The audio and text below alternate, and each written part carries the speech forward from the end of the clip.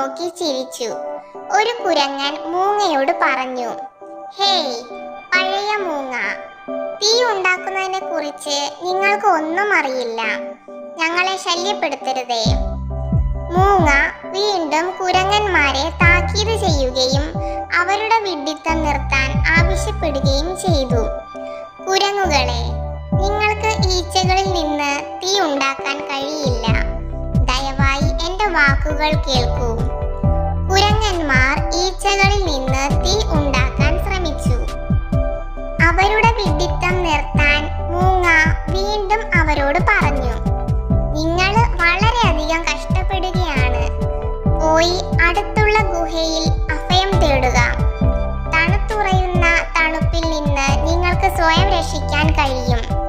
നിനക്ക് തീ കിട്ടില്ല. ഒരു കുരങ്ങൻ മൂങ്ങയ്ക്ക് നേരെ അലറി.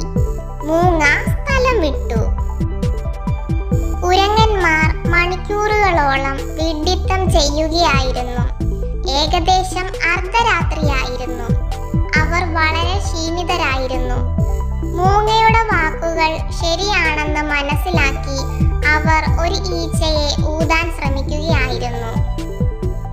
അവർ ഗുഹയിൽ അഭയം പ്രാപിക്കുകയും തണുപ്പിൽ നിന്ന് രക്ഷപ്പെടുകയും ചെയ്തു. നമുക്ക് പലതവണ തെറ്റുപറ്റിയേക്കാം. മറ്റുള്ളവർ നൽകുന്ന നിർദ്ദേശങ്ങൾ തേടുകയും സ്വീകരിക്കുകയും